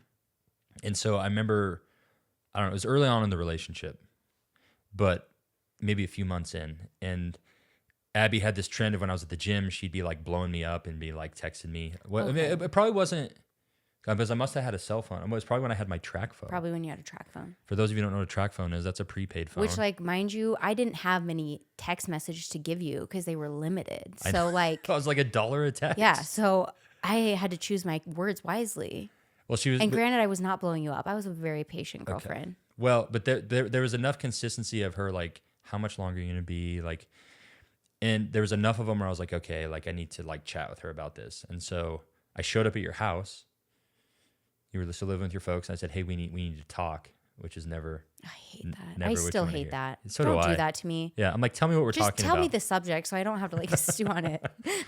And but I sat down with her and I just explained to her, I was like, look, the gym has been a huge piece of my life for several years now, and it's going to continue to be. And that's not something that I'm willing to ever let go of. And so essentially I was like, hey, like, I need you to like be okay with that, or like this isn't going to work, kind of a thing. And Well, and I kind of recognize that too. And I was fine with you working out all week, honestly. But like, Friday nights were like hangout night. That's like when you go to the movies and go to dinner and like go on a date. so And like Luke's date was with the weights. And I was like, weights before dates, man, so I had to early on establish in my mind, is this something that I can live with? I'm not going to change him. I don't want to be resentful to him when he does do this because this is something I'm never going to change and I don't want to change him. And so early on, I had decided, I'm like, okay, what do I do here? Like, I either have to be okay with this or I need to leave because this is something he's never going to change. So like, I've wrapped my head around that aspect of you for a long time ago. And I was like, okay, because I started to join in. Mm-hmm. And yeah, that's how I hung out with you. And that's what was cool, right? So then it got to be something that we shared. Now, she would go to the gym at the same time. Were we training together? No, but we were there at the same time, and we were both engaged in building our bodies and our fitness and things like that. And it went from she had never lifted weights to got into it to where now like you're not the person you want to be if you didn't get your 3 lifts in. Right. Week, like right? I established a long time ago, investing in myself means I need to get at least 3 workouts in. After I have kids, I'm like, I have to have this. Like I have to have at least 3 to 4 workouts or else I am not nice. Yeah. Like it's become a part of me now. And so it's this cool thing that we share where we're both anxiously engaged in investing into ourselves. And so it helps our fitness. We're investing into our health, which hopefully affects our longevity, right? And then it helps us maintain a physique that keeps attraction. Mm-hmm. And that's super important. And one of the things that I do have on the list that we'll talk talk about it if we have the time, but it's like your sex life is super important, and having fitness and caring about your physique and what your body composition is a huge way to keep that fire lit. And not even like for your partner, but just for yourself. Like if you don't feel good about yourself, how are you supposed to like feel good to your spouse? Like, I don't know. The biggest thing, I mean, I love you and I want to like look good for you, but like it's honestly more for me, because if I feel confident in myself, I show up better for you. Right. And So that's it's what, like, it's honestly more for me. Like I want to be in a spot where I feel good about my body. hell I yeah. feel proud about it, you know? And that's what increases like the drive for me towards Right. you. Cause like that's what's sexy, is when you have like that self-confidence, and like when you're doing it for you because you want to look banging and like you want to have cake in all the right places, like, and you're doing like that does it for me. Right. Instead of you, because if I just felt like the only reason you were doing it is because it was important to me, it's not authentic. Yeah. And like authenticity is so important on this exchange rate of you investing into you for me. Right. And so the fact that you're doing it for you, that's what makes it real. And that's what like creates that draw and that attraction. And that's what makes it work. Right. And so I'm a big advocate for investing into self, whether it's fitness. I wrote down continuing education, like treat your marriage like it's a business or a skill that you have. If you're in any sort of field that requires a license, there's usually some sort of continuing education with that. And it's like with my physical therapy, right? I have to keep up a certain amount of education credits every 2 years to stay licensed. And I'm like, look at your marriage that way. Like, what are the things that you're doing for continuing education and personal development to make sure that you're sharp, Right. and that you have the tools and that you have the skills to like, to be the badass that like that person wants to be with, and that then you continually push and build each other up. So I love that. And then just the general personal development, right? Which we talk about a lot. This podcast is dedicated to, essentially, this mastermind that we've chose to take on and put on next weekend. It all comes into investment into self. So when you hear invest into yourself, that's kind of the things we're talking about. And there's many more things there too, right, that we could unpack, but the general theme, I think that's important. Feel permission to keep rolling here, and if we have to do a part 1, part 2. Okay. Kids. One of the things that I think Abby and I strive for is to be real in lots of different ways. But one of them is when we talk to people or newly married people that don't have kids that are thinking about it, we're pretty real with them. Mm-hmm. We're not the ones that are like, oh, you guys should have a bundle of kids. It's going to be the best thing you ever did. Well, we go here like, man, you guys should have kids. It's really rad. It's also the worst thing you've ever been part of. It's the most terrible and best thing all at once you've ever experienced. And people are like, cool. I'm pretty sure like 3 of my friends are like, oh, I borderline don't want to have kids after you've spoken to me. Yeah. Like, I'm really sorry. Like, it actually is wonderful. It is. But like, I think being real with them about not only But it's like, know marriage, what but you're kids. getting into. Uh-huh. Know what you're getting into, because I felt like, I don't feel like we knew what we were getting into. No, because nobody tells you. And even people could tell you all they want, and you just don't know until you're doing it. You don't. Until you're in the thick of it. And it's extremely rewarding. It's extremely challenging. And I think for us, it's been easy to see how having kids and raising a family can put your marriage on the back burner if you're not careful. Mm-hmm. And so that's one of the things that I want to make sure that we talk about today when we talk about children and procreation, is being vigilant with that. Yeah. Because, man, it's hard. It's hard. And when you're not sleeping, which we haven't slept in 6 years. We were blessed with children that don't sleep. Have poor sleep hygiene. But I think we're slowly gaining, maybe. But like when you're not sleeping, when there's the process of just being pregnant, which is, man, y'all are the superior gender. That is for sure.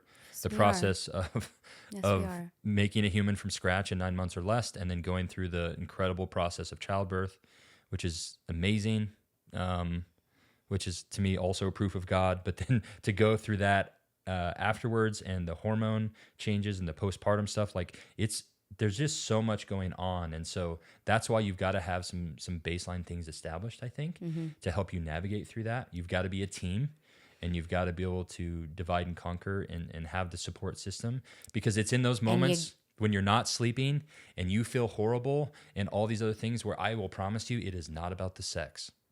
Yeah. And it is like, that's why I'm like, can you marry your best friend? Can you marry a partner that you're a teammate with? Yeah. Where you have accountability and you can work together and you can have all those things because it's going to be necessary. And I think finding grace in those periods is like super key to your spouse, to yourself. Having grace for, it's just a lot.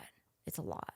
It is a lot. And it continues to be a lot, even as they age and you're out of those initial Yeah, it's just stages. different. It just is different a lot. There's always going to be challenges with it. And for us, I think if we're being really vulnerable and really honest, like we love our children, we would trade them for nothing. But every once in a while, we sit back and we daydream about the days when we were a couple of dinks, which DINK is an acronym for double income and no kids.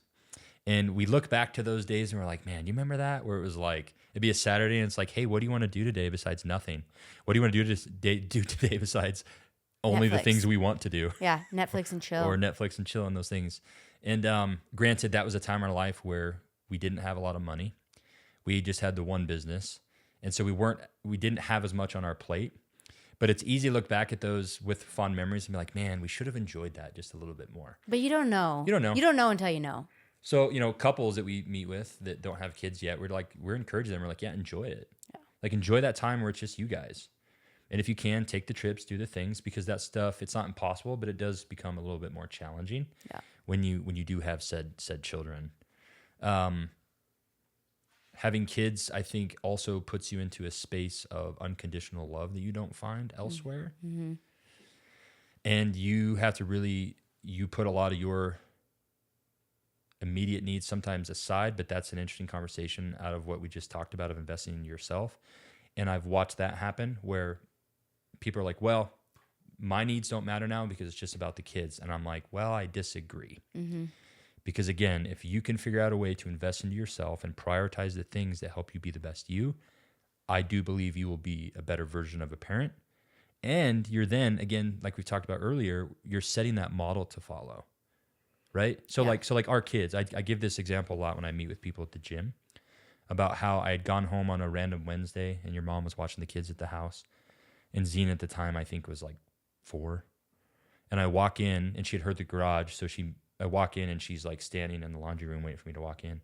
And I walk in and the first thing out of her mouth is she goes, Dad, are you here to eat a meal? That's how she worded it. Yeah. Because her normal is seeing Dad prep food. Yeah. Eat 5 meals a day. Single ingredient foods, puts it in containers that Dad eats constantly and prioritizes health and fitness. Like that's her normal. And how cool. Yeah.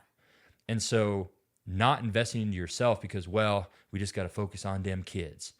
I'm like, well, it's doing them a disservice. Yeah. I'm like, zoom out. You investing in yourself is you focusing on those kids. Yeah. Because that means you're setting the model to follow. You're setting yourself up for better health, for better mental clarity, and all of those things.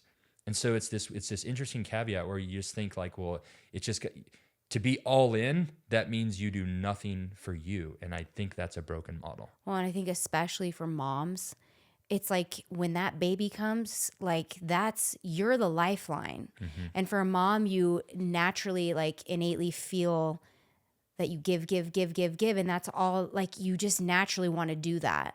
And so for moms, I think especially it's very, very, very easy to lose yourself. It's really easy to lose yourself, and thankfully after we did have kids and we've kind of started on this personal development thing and we've been trying to like work on this, I'm like, I would be fearful of where I would be at if I didn't have that, because me by nature, I like to nurture and give. And it's like I had to come to this realization of having a business and 2 children and wanting to give and wanting to show up. But like, it was like, I felt like a weight, like I couldn't get out of it. And it's like, I feel like a lot of moms feel that. And so it's like, I'm grateful that I had the knowledge to be like, okay, like something's got to change. I got to set something and some boundaries where I can like feel okay. And, and you've helped me out a lot in that aspect. You might not help me out in the messy action part, but like, you're like, hey, lady, you book 10, 12 hours a day of nonstop work. We already have daycare for that time. Block off time to go work out. And I'm like, oh yeah, I actually do control my schedule. What a brilliant idea, And so it's like, since I've had kids, I just build that into my schedule. Yeah. And I've had to make it a non-negotiable. I had to act like it's a client.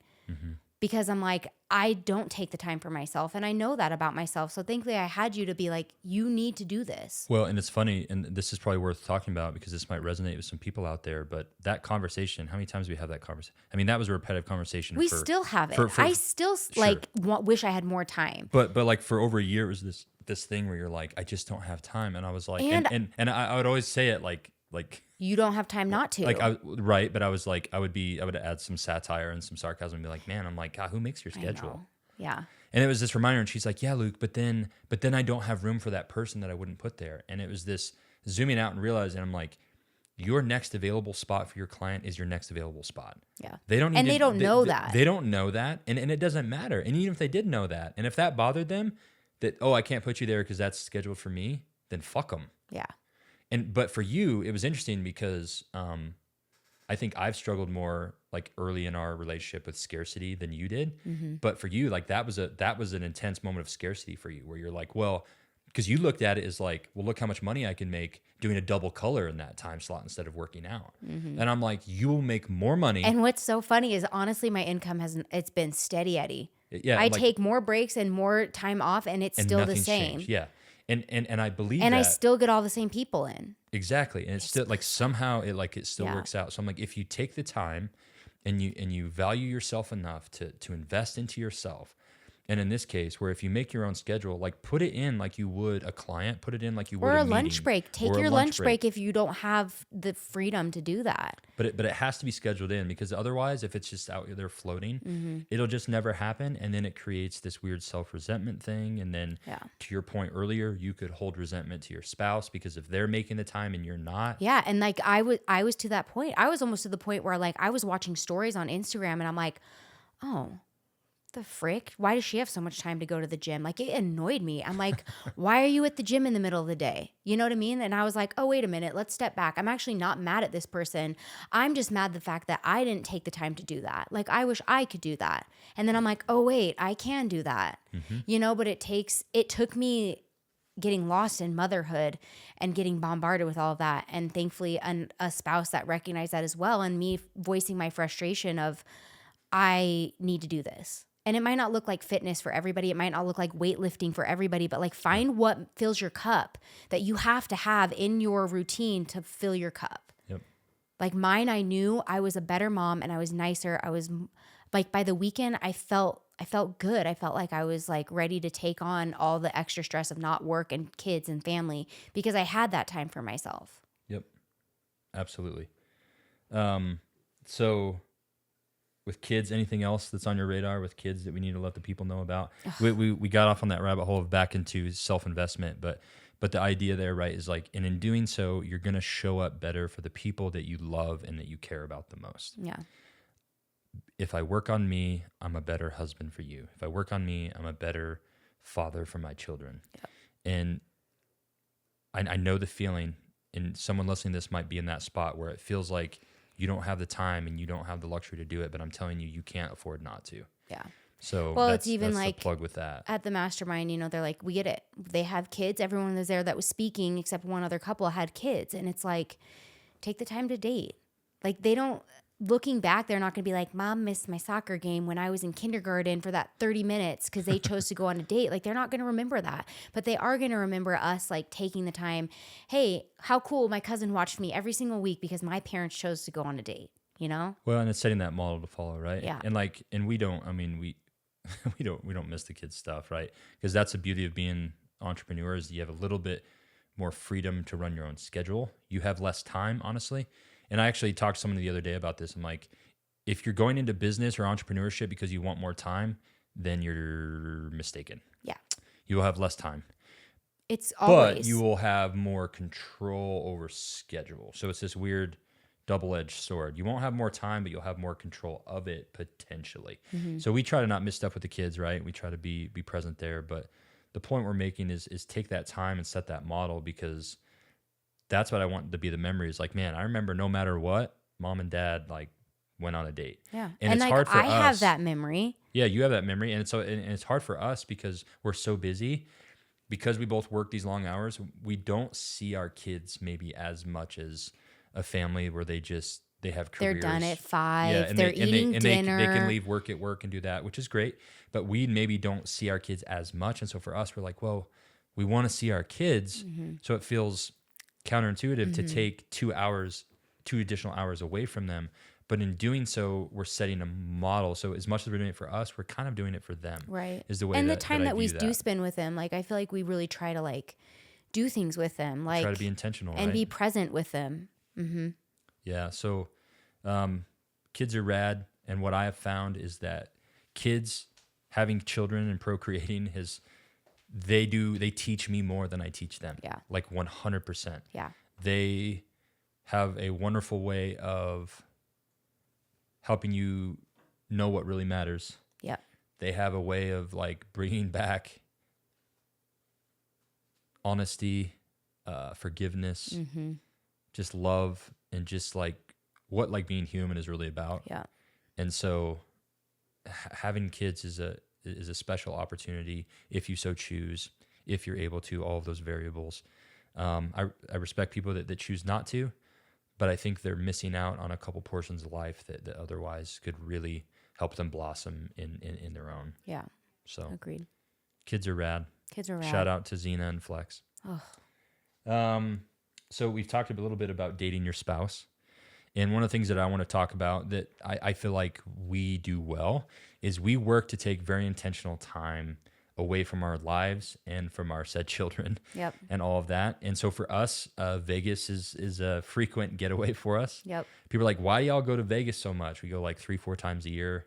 And we go for lots of reasons. It's very accessible. It's a direct flight for us from Billings, so we can go down on a Friday, back on a Monday, so we don't have to miss a ton of work. Don't have to be from the kids from an excessive amount. But it's a way for us to get away and for us to sharpen the proverbial saw and like just spend really intentional time together. Yep.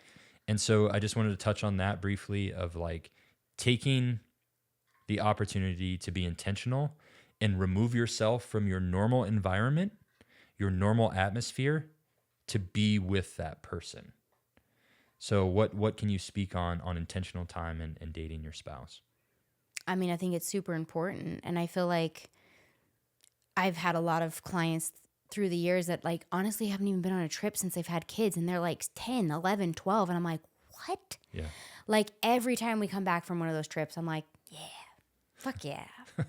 We can take on life. Like we got this, It's you know? hard. Traveling, and we just went to Mexico a couple weeks ago, and traveling internationally with 2 small children, one of them being a toddler, is not for the faint of heart. And it does not feel like a relaxing vacation. No, and they did so good. But they did great, but it's still But it's hard. like you're heightened at all times. So like you're just waiting for something bad to happen, even though thankfully it didn't.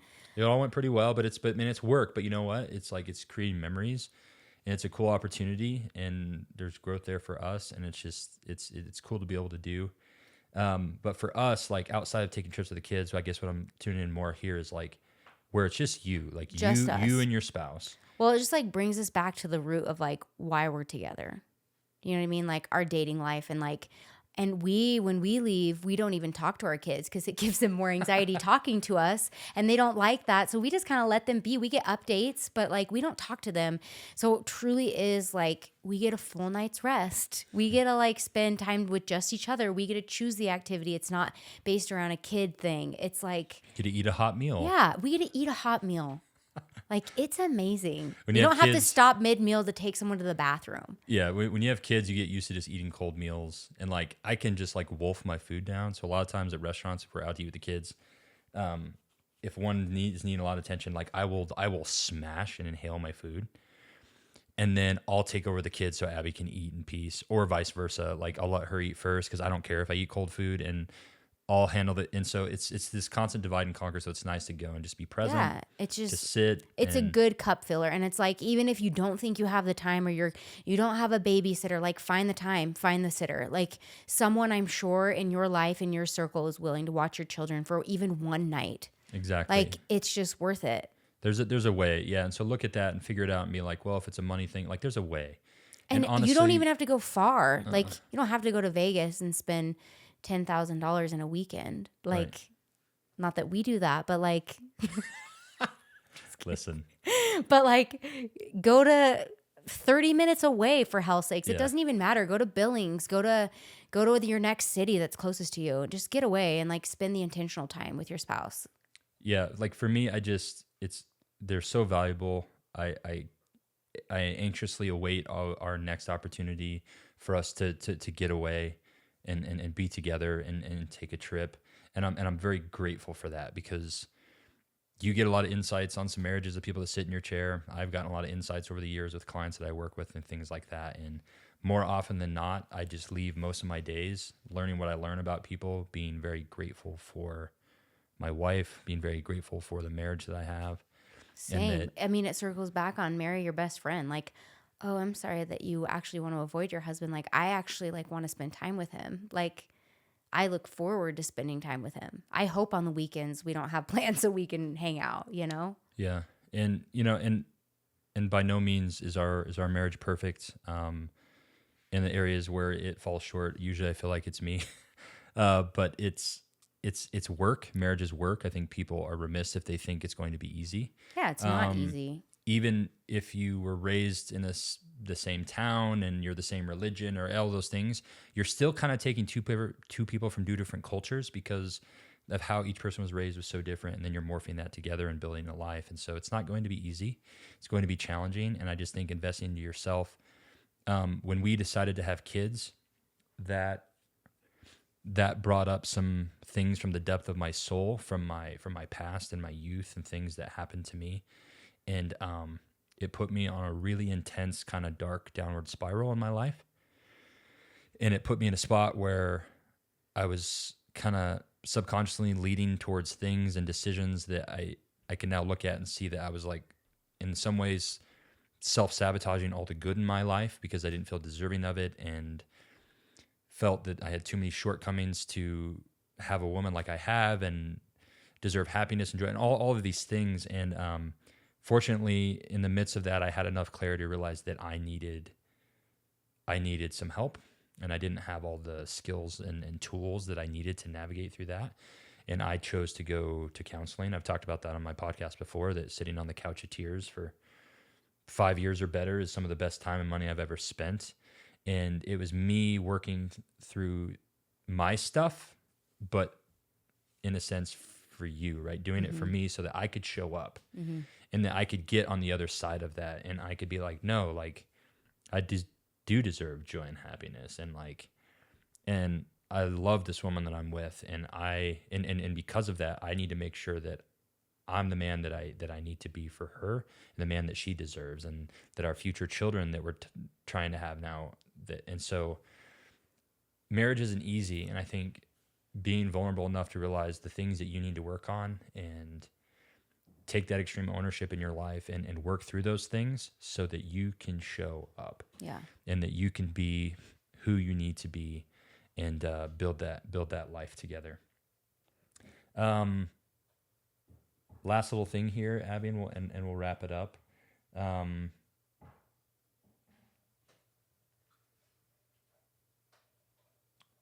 Drum roll.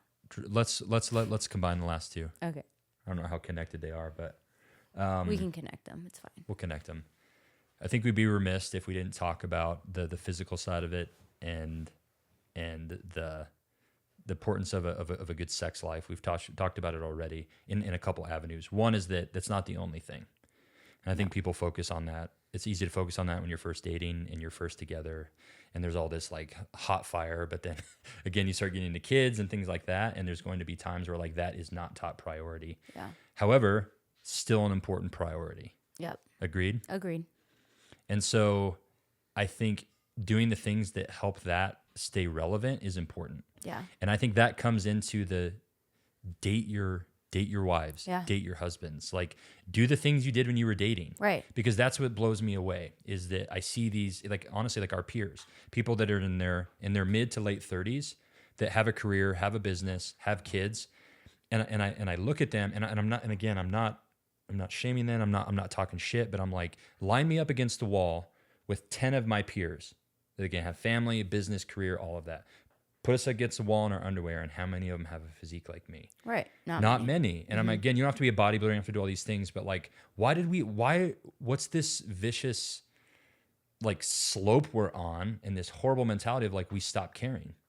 Because when you dated that person, you cared about everything. Right. You cared how you looked. You cared if you had How you makeup on. You smelled, cared how you looked, yeah. how you presented, how you spoke. And like now that we got the old ball and chain, then it's just like, she loves me for how I am. And I'm like, what are we doing? Right.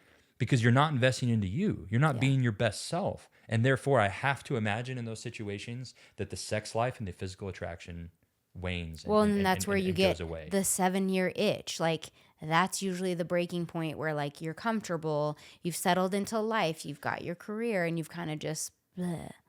But it's like, I feel like we do a really good job of, like, hey, I send him text messages throughout the day. Like, whether it's just thinking about him or not, like, I try to act like, hey, like, this is my partner. Like, I want him to want me. I want to be desirable for him, you know? And so I feel like we do a really good job of, like, going on dates, texting each other throughout the day, and not, like, awkwardly, like, where are you at? But, like, just, like, little things. I mean, half the time I just send you the I love you sign, but it's like, hey, I'm thinking of you. Yep. Like, I consciously always have you on the forefront of my mind. Like, I'm always thinking about you. How is he? What's he doing? Do you know? Yep, absolutely. And I just think, again, circling back to investing into self, like if you can do those things, you can prioritize your health and fitness, it's going to help you keep that fire of the physical attraction up there. And it's like, you don't even have to be like this model. You don't have to be the best version of yourself, but like if you're working on it and you feel good about yourself, like that's what it is. It's not like, hey, I have to be how I was when I was dating, because like some people don't bounce back after kids and it's hard, but like when you are putting in the work and when you're choosing good foods and when you're choosing the gym or the walk or the, you know, instead of just slumped on the couch, like watching your show, like you feel good. Well, and when you feel good, you feel good for your partner. And that's it. And it's that confidence that you create and working on you for you. Therefore, you for me. Yeah. That's what people forget is when the person that you started dating, that's exactly what they were doing. When you met that person, they were doing their life. Yeah. They were doing their life for them, and something about that drew you to them. Right. So don't stop doing that. Yeah, and it's Find like that confidence. You see people get a divorce, and then all of a sudden you have women that lose 50, 60 pounds, and I'm like, girl, like, put in that work when you had him. I know. You know what I mean? Like but it's like, it's hard, and it's hard to get in the routines and everything. So it's like, you have to find that. You have to find what makes you confident, what fills your cup, what keeps that version of you that you liked the best. Yep. And if you can not let that slip down the slope, you know, before it's too late and you're getting a divorce because it's like too far gone, like you don't want to get there. And then adding kids to that can amplify that, right? And so it's like all the focus goes into the kids, into the careers. And then before you know it, I mean, how many times you see marriages where they're empty nesters, the kids are gone and they're retiring or their careers are just kind of what they are, and there's nothing left. No, I mean, they're living in separate bedrooms. Like they just... So you see these divorces once the kids are out of the house, and I'm like, I just don't want that. No. Like I want to continue investing in this marriage so that when we do have that empty nest, it's like, hell yeah, we're dinks again. We're back to where we were. And we never lost track of why we love each other and what's important in investing into self. So continue to develop that marriage alongside kids, alongside your careers, so that you have it when you're at those later stages, because you can't put it on the back burner and expect to pick up where you left off. No. It's just not going to work. Well, and lives, and you change, and you're going to grow apart. And so that's why I have so much encouragement for people of like, do the personal development thing together. Yeah. Go to masterminds together. Go to this continuing education, for lack of better terminology. Do the hard things together. And communicate. Right. Have those business meetings and do the things that help you be you. Invest in your fitness. I'm telling you guys, it is a tributary of positivity into all these other avenues. And like, that's going to keep the physical drive up and keep the sex life there. It's so interesting because when someone like you talks about it, like, the fitness, that doesn't mean like be a bodybuilder, be a physique model. Like that doesn't mean that. It means like find the endorphins, do something physical for yourself. Your goals don't have to look the same as Luke's or the same as mine, but like do something that makes you feel good, like empowers you. Yeah, I would agree with that. But also I will say, we'd be remiss if we would say that a portion of your goals are almost always going to be like, how do you look naked? Yeah. But And like that's and gonna like come. It doesn't have to be like, hey, I want to be exactly. show ready. No, of course not. And that's different for everybody. But that's a piece of it too. Yeah. And it's like, because that's where the confidence comes, and Yeah. controlling body composition, that stuff will end up helping all of it. So the sex life is important. It's important to invest in that. Having intentional time away, those weekend trips, it gives opportunities to keep that alive. And it gives you a chance to just date each other. And I think it's important. To wrap this up, Abby, why marriage? Because it's the best, worst thing you could ever get in. Just kidding. You know, finding someone so you don't have to have that being alone feeling, like finding your person. And like we said before, there's more than one person probably for you, but finding someone that you can connect with and like go through all the hard things with, like that's the most important thing. Family's the most important thing. Having that person when shit happens, you have your person to help. Like that's why marriage, you know? Death always happens. Challenges always happens. Trials always happen. That's why we're here. But having somebody that like can hold your hand while you're going through it, I think that's the biggest thing. That's why marriage. No one wants to go through those things alone. And it's great to have family, extended family to help you, but like having a person that's with you every night and day, like that's why marriage. Yeah, I agree with you. And to add to that, I just think that by divine intervention, men and women are designed for several different reasons. And I think that we're meant to fit together well, and we're meant to do life together. And you could do life together without being married, right? You can do that. Yeah, you can. But for me, I would want to do that. I like the commitment of it. I like the challenges that it brings. It's the most important relationship that I have, secondary to my relationship with my Heavenly Father. And so I encourage it. I think it can be an important piece of the puzzle of you ultimately building and living the life that you want. And I hope that people that find this, whether they're married, whether they're thinking about getting married, or whether they're just in a relationship, that they can take some of the things that we spoke about and maybe find something that like pops up into their head, or like, ooh, I like that. Maybe I can do more of that. Or just an encouragement to keep working towards, betterment of self in order to show up for that person that they love. I am extremely grateful for my marriage. I am extremely grateful for you. Me too.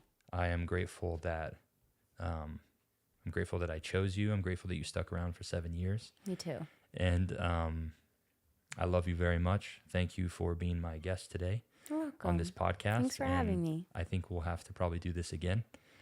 And yeah, I love you very much. I love and you too. Grateful for this opportunity to do life with you. And I'm excited about where we were, how far we've come, and I'm excited about where we're going. Same. So To all the married people out there, like, it's hard. And we're not perfect. Mm-hmm. But like finding your best friend and like being able to work through the stuff, like you're always going to have stuff. Like if you can find someone that can be your best friend and work through it with you, like that's the end game. That's the goal. Yep. And I think we've found it for each other. But it's not like it just happened. Mm-hmm. We make it happen. It's work. Yeah. Like anything else. Cool. Well, ladies and gentlemen, I hope you enjoyed episode 17 of the Progressive Resistance podcast. I did. This is certainly the hottest guest that I've had yet. And grateful to have my wife joining me today and discussing some of the inner workings of our marriage and some of the philosophies that we have on building the life that you want, funneling back into personal development as always, and taking those things so that you can work on you for them. So I'm grateful for my wife and appreciate her being my guest, and I hope the insights that we share today are helpful for you. And if there was something on here that got you thinking, or maybe it triggered you a little bit, that's good.